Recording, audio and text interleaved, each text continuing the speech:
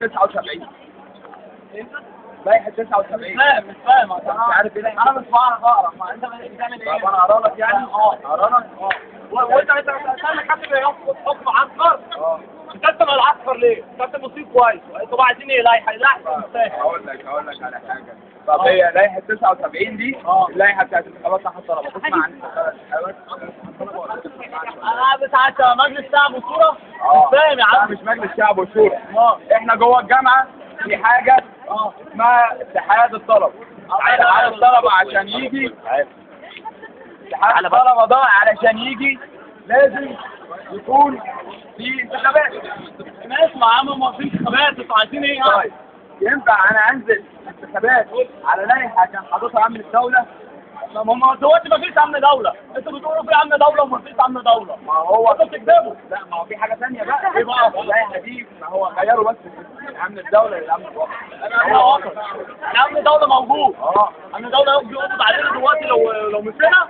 لو مشينا ولو طب انتوا واخدين فلوس عشان تقفوا الوقفه دي؟ لا.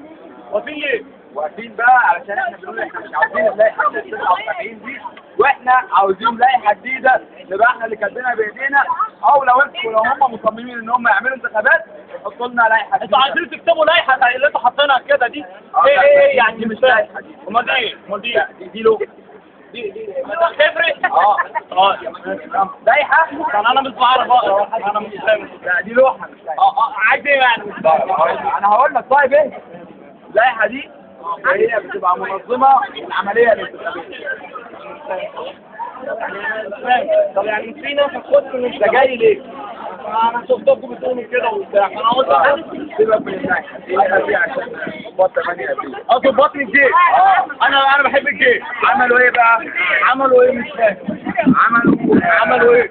هم نزلوا ميدان التحرير وكده، كانوا مع الثوار. عارف الثوار ولا انت؟ انا الناس اللي كانت عايزه عجله الانتاج تفرقع، مش عايزين ينفخوها، الناس اللي قابضين فلوس. هقول لك اهو، هم نزلوا كانوا رافضين بقى المشير.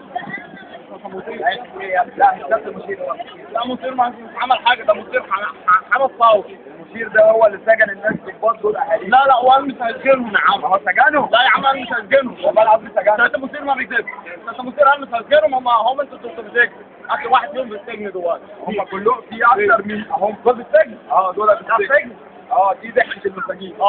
السجن دي مقدم اياد امام ورائد محمد عبد القادر وتعد الاسماء دي كلها.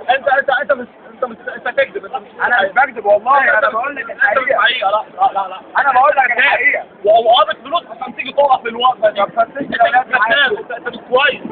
انت مش ربيت ابوك في الوقفة. لا يا عم